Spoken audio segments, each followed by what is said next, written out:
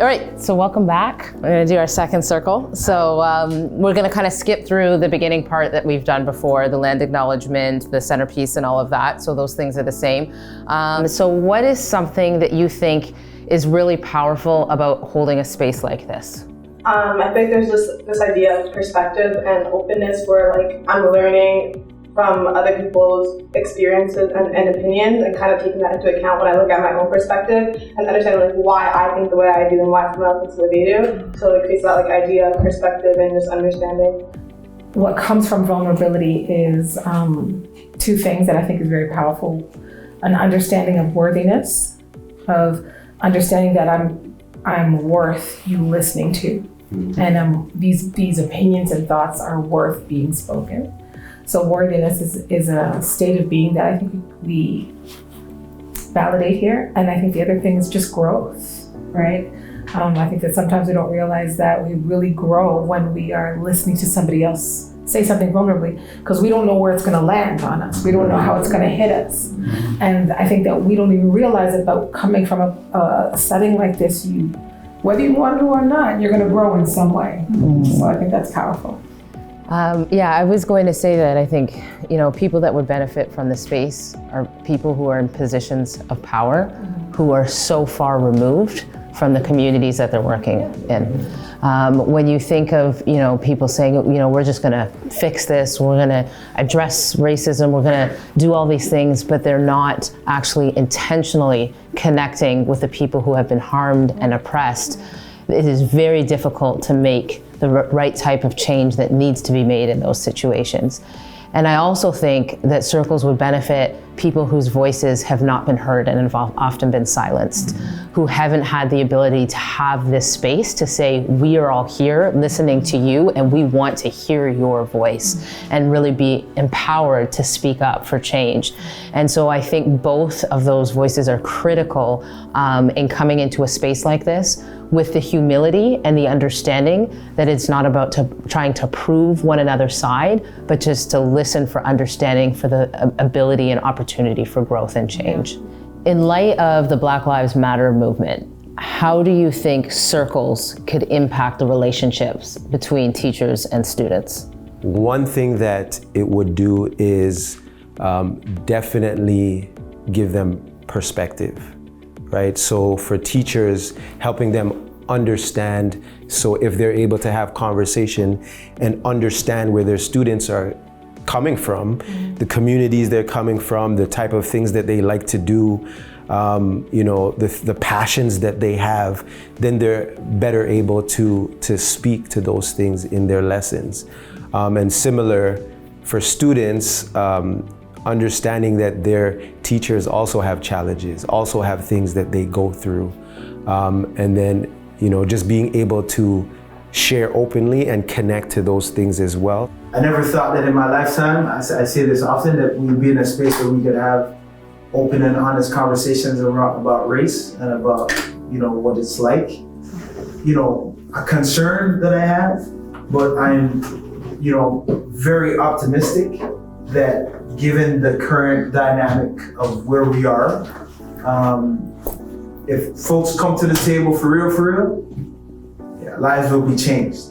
And if teachers' practices are changed, then every student that comes through that, their space will also be changed.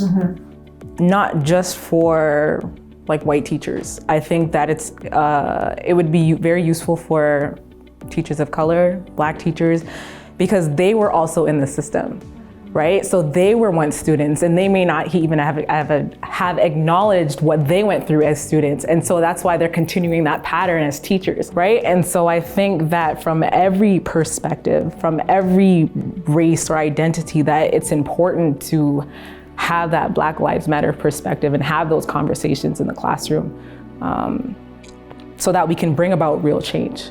Okay, so this actually leads quite well into the next question. And some of you guys have already touched a little bit on it, but what will it take to truly create safe and brave spaces for students to come into a space like this? What would it take in a classroom to create a truly safe, brave space for students to feel welcome in a circle? able and willing to open up, like you guys are all saying, that they want the passion to get this across to someone. Without that, it's pretty much just words on paper, right? Or an idea of us getting together and have a conversation. For the educators that I'm still in touch with, they were the educators that I felt were authentic. They were real, they were genuine, they genuinely cared about me, they genuinely cared about what was happening to their students in their lives, and they shared what was going on in their lives, and it was a vice versa relationship. Folks like from One Voice team can go out and speak for an hour and transform all of these lives, and it's because it's authentic and it's real and it speaks with passion, then this is what we need. People are genuine and they actually want to have a change, genuinely want to open up and genuinely really care about the person in front of them. Nothing is going to change. You know what I mean? Like, without that little key that is going to be, okay, you actually care, you know, I can actually feel comfortable opening up. I don't think nothing's going to happen. What's the point of having these conversations if you're not applying anything that anyone's telling you? So I feel like the idea of application is very important, because no one's going to want to talk anymore if you're not hearing what we're saying and doing anything about it. So first part is, how has One Voice, One Team made you feel comfortable in this space? And then if a teacher were to ask about bringing in One Voice, One Team, what would you say?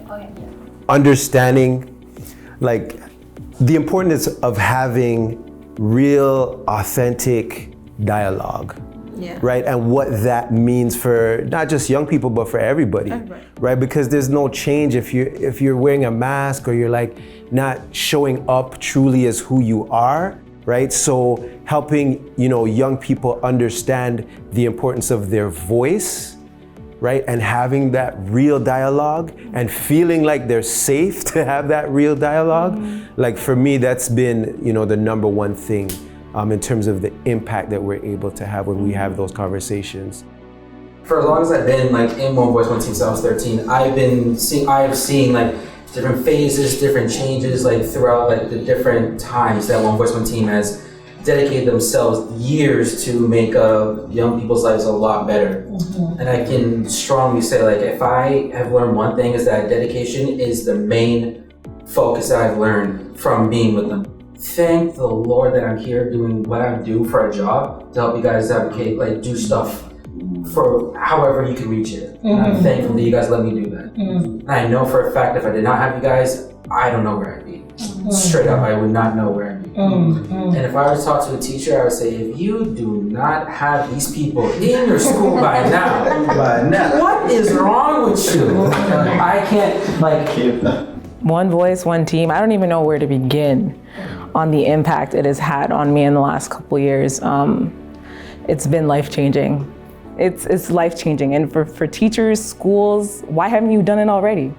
That's my real question, not why haven't you done it already? Orlando said that if they knew lives were on the line, this shouldn't even be a question. I feel like going on. I feel like going on. Though trials